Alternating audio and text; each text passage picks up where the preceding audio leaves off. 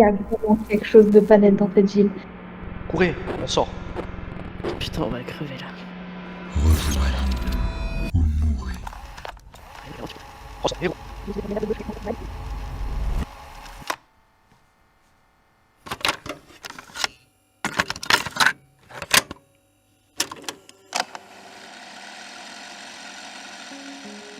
Je m'appelle Betty Miller. Je suis Charles Taylor, agent du FBI à New York. Je m'appelle Emma Jones. Je suis journaliste au New Yorker. Je menais une vie banale jusqu'à ce que Delta Green me contacte. Mon rôle consiste à veiller à la sécurité des Américains. Mon métier m'a fait croiser des choses que d'autres auraient laissées de côté. Des récits troublants. C'était un jour comme les autres à la bibliothèque, sauf que... Tout a changé le jour où j'ai rencontré Delta Green.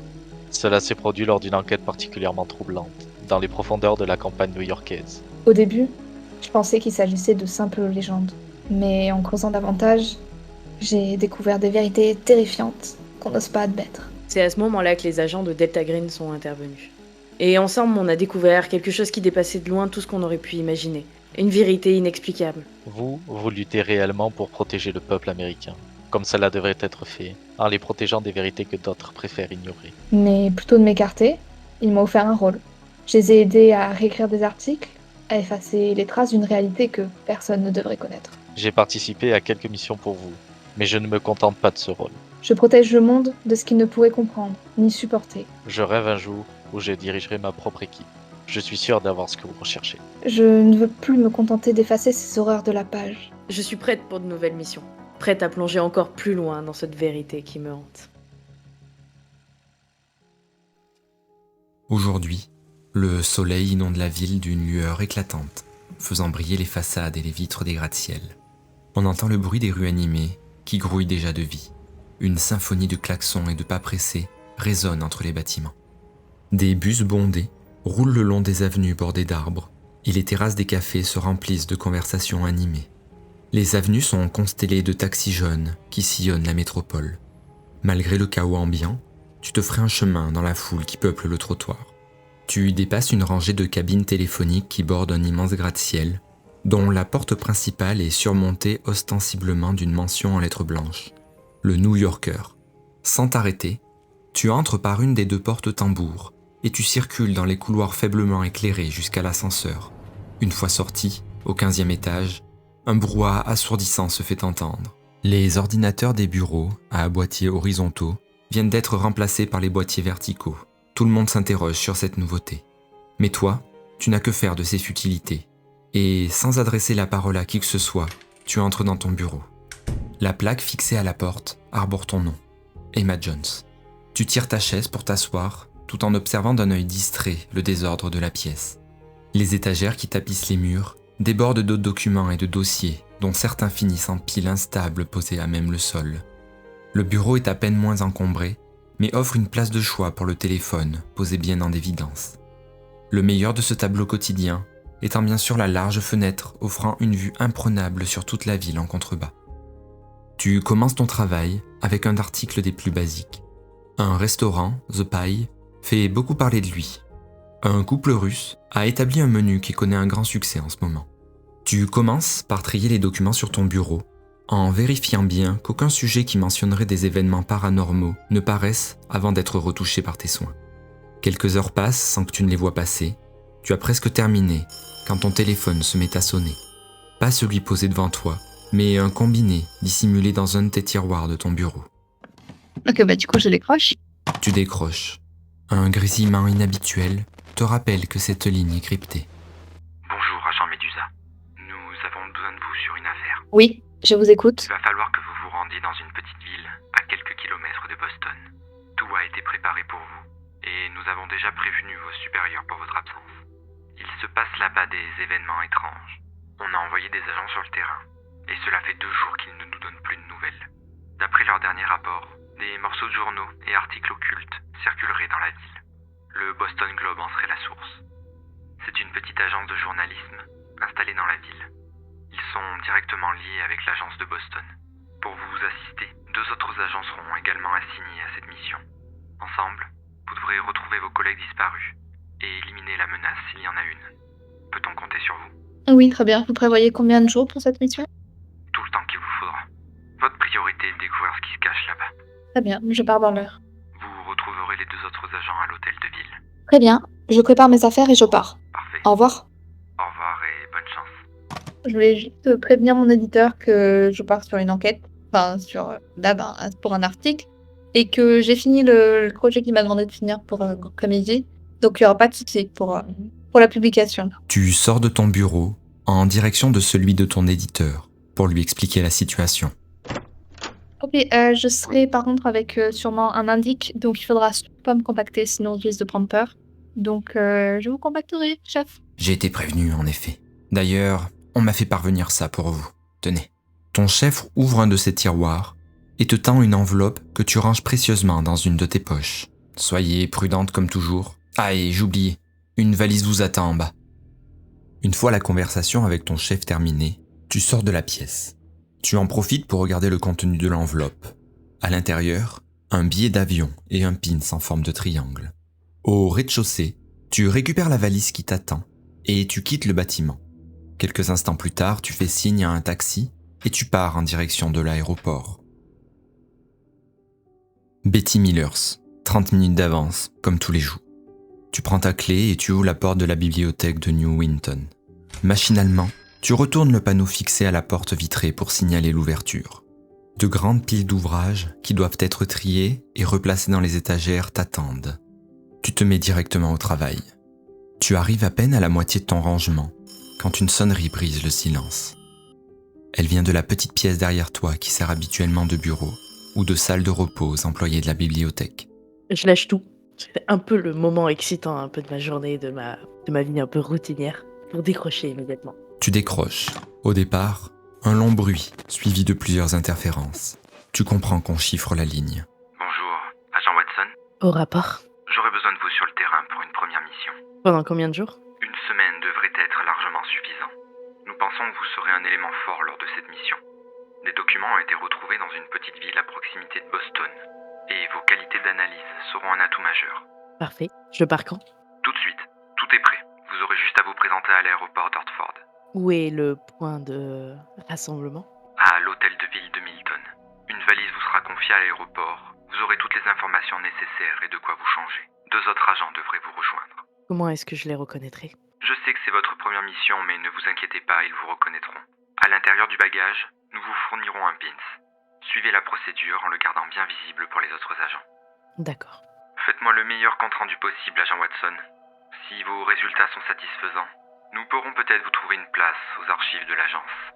Je vais faire de mon mieux. Au revoir.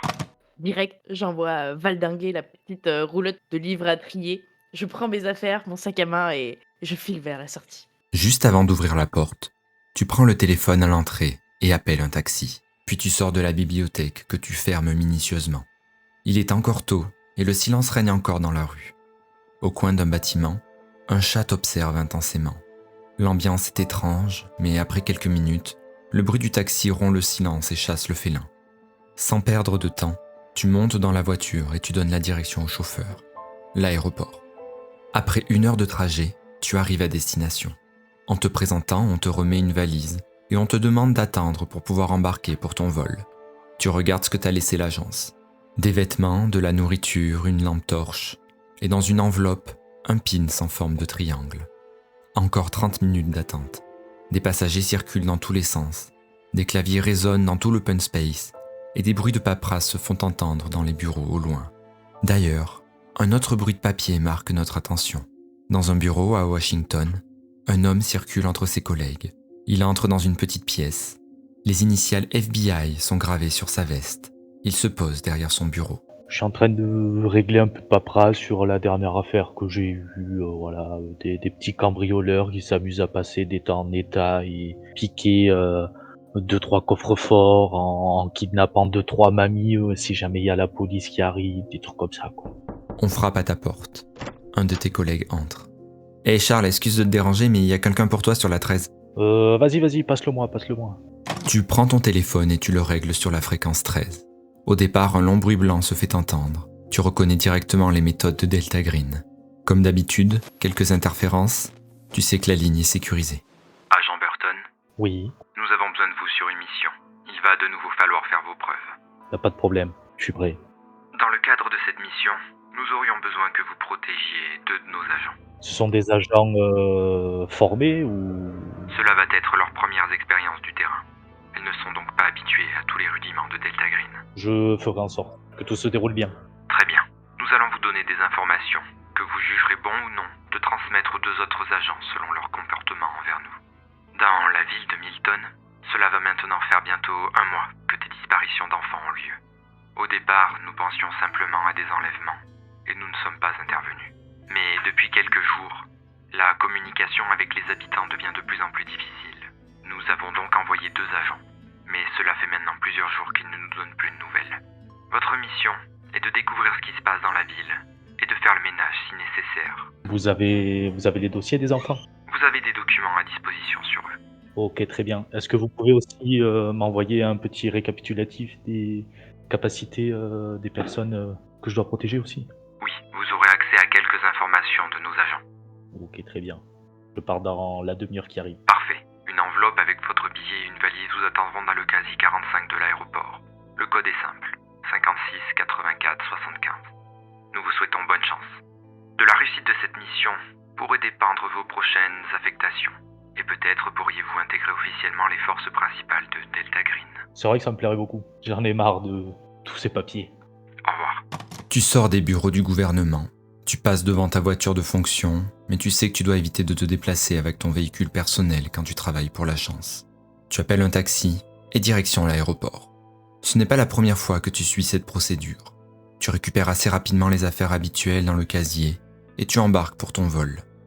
Durant le trajet, tu ouvres le paquet que tu as sorti de la valise. À l'intérieur, une enveloppe avec un pin en forme de triangle et en dessous des papiers que tu commences à étudier.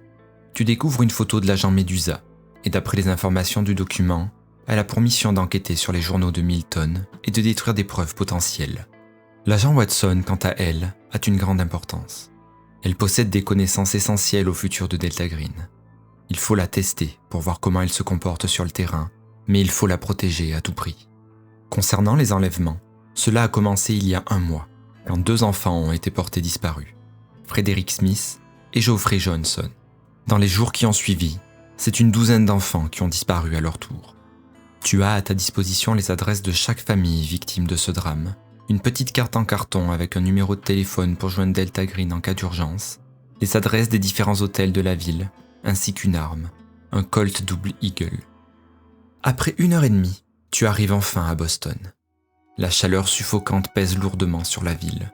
D'un geste nerveux, tu appelles un taxi qui te conduit à Milton, une ville isolée à une 30aine de minutes de là. L'air dans le véhicule est irrespirable. Tu baisses la fenêtre, espérant un peu de fraîcheur, mais tout ce que tu reçois, c'est une brise sèche et brûlante. Le paysage défile lentement, des allées dénudées, des plaines parsemées de terre calcinée, comme si un incendie avait récemment dévoré la région. Tu remarques des zones où la végétation semble morte, ravagée par le feu. Soudain, un panneau défraîchi apparaît. Milton. Les bâtiments éparpillés le long de la route s'effritent sous un soleil accablant. Devant toi, l'asphalte semble onduler, déformé par la chaleur. Le taxi s'arrête brusquement au milieu d'une place déserte et un silence pesant envahit aussitôt. Pas une âme ne se montre, aucune trace de vie. La ville baignée de lumière paraît abandonnée. Il règne une étrange atmosphère, un sentiment oppressant qui fait monter une sueur froide dans ton dos. Le soleil brûle et aucun habitant n'ose sortir. Les rues sont vides, comme désertées par la peur d'un danger invisible. Au bout de la place, tu remarques 2 silhouettes immobiles, portant chacune une valise, près d'un bâtiment qui te semble être l'hôtel de ville. En te rapprochant, tu reconnais les visages que tu as vus en photo, les agents Medusa et Watson. En vérité, tu n'es pas mécontent de retrouver tes 2 contacts. Cette ville est quelque peu sinistre.